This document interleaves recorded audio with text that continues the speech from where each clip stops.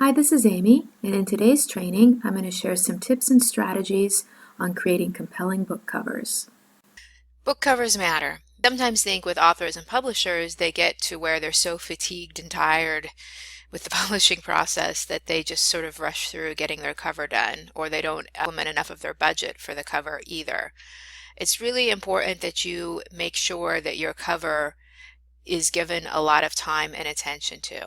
A few elements of a strong book cover I want to highlight are that it should look good in a thumbnail. Remember that most people are going to be browsing your book, not at the bookstore, but online, and they're going to be looking at your book with a lot of different books as well. Speaking from a reader perspective, because I read a lot, and a lot of times when you are selecting books to check out or to click on, it's very much a psychological process. It's very quick. And the covers need to really speak to us, but I also think give the reader clues about what type of genre the book is in. Because if I am browsing in a book genre, say on Kindle, and they have all the different ones there, I'm going to select and look at the covers of the books that look professional and also speak to me on a deeper psychological level that they are in that niche. If there's a mismatch, then a lot of times I just will skip over that book, or I'll think, well, I don't really know what the book's going to be about. It doesn't look like the publisher or the author does either. I think I'm just going to skip that. That doesn't mean you have to have cookie cutter covers, but people are making decisions very quickly and usually with their subconscious when they're looking through a lot of different books online. And it's important that readers are be able to tell what type of book that you have. So with fiction, you want the reader to be able to see what the genre is. And with nonfiction, the book should show the benefits to the reader or how can it solve a problem or meet a need with the cover as well. Here's a few fiction examples. Again, this is just the thumbnail, but if you look quickly, you can see the book on the left that reads as a historical book because it has the black and white photo. It's called The Girl from Krakow. It's probably going to be a historical novel. The middle one looks like some type of romance or women's, what they call chick flick, lit, that type of thing. It doesn't look like a hot and heavy romance because it doesn't read like that with the cover. It reads more something like Girl in the City, that type of thing. And the last cover, looking at the blue and the black with the red, reads very strongly as suspense or thriller with the blue and the black and the title in ominous red letters. Those are my very, very, very quick impressions just looking at the cover, and you know that you probably have those quick impressions as well. And you can use those to your advantage to create your own cover. Now, one of the things I also want to stress is don't be afraid to change your cover if it's not working. You can always change your cover. So if you do have a back catalog of books or a book and your sales aren't where you want them to be, look at your cover with a fresh eye and don't be afraid to republish your book and upload a new cover.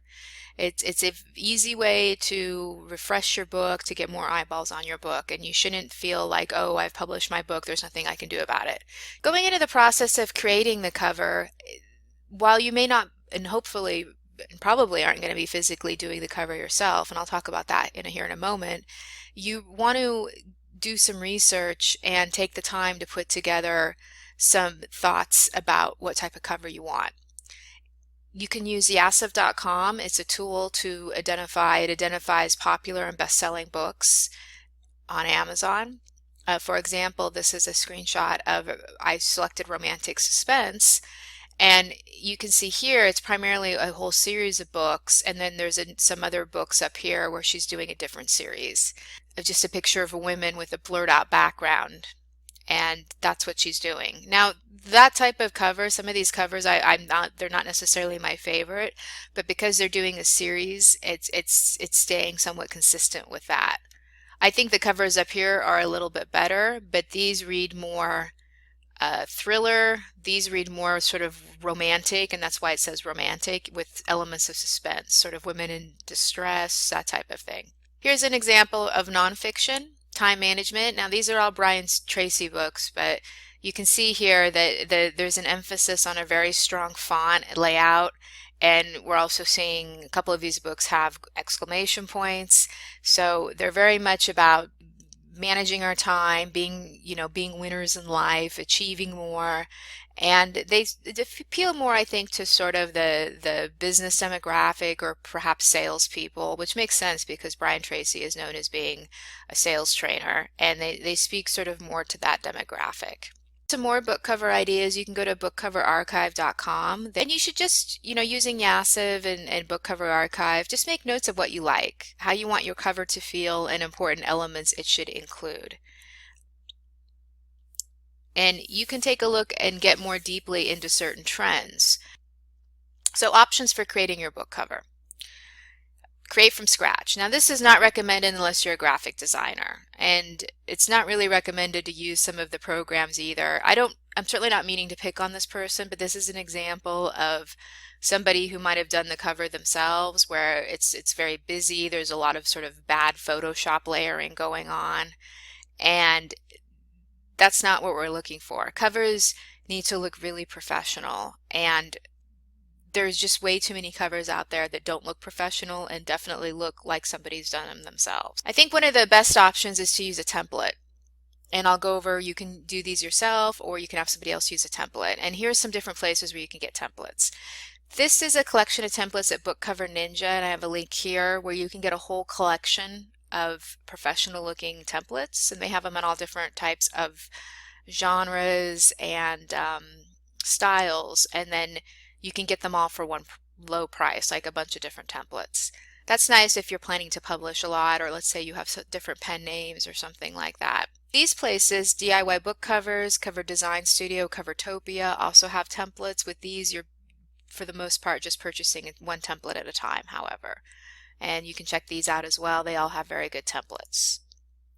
And if you don't want to go that route, if you have a little bit more of a budget, you might want to consider getting a graphic designer who specializes in book design. And Joanna Penn over at thecreativepenn.com has a nice list here of book cover designers. And you want a designer, if you're doing it from scratch, you want a designer who specializes in book covers. And ideally, it would be also good to get somebody who also specializes more in your niche as well. If you decide to go the template route, you can have a graphic designer use your template. So what you would do is purchase the template and then have more of an all-purpose graphic designer. It can be a general graphic designer. Make your modifications with it. So you would give them your title and the name, and then if you're doing a physical book, you would give them the information for the back cover as well, and also the specifications for a physical cover too, which is going to be more complicated and a little bit different than just the digital front cover. And you can find decent graphic designers at Fiverr or Upwork. You're just giving them the template. The cost itself shouldn't be too much.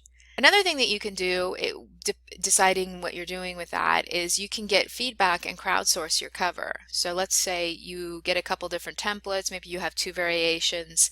You can upload them up here at rateyourbookcover.com, and it's free, and people will rate your book. So here's somebody who uploaded this book, and they rated it, and they have a little sort of drop down thing where you can just easily rate covers. This is a great tool, and it's also fun to go in there and browse other people's covers and see what other people are doing as well. Takeaway I want to say is just put some time and thought into what you want to have your book cover communicate to the reader before you actually start working with a designer or you get a template. It's much better to have something in mind than to go to a designer or look at templates with just a completely blank slate.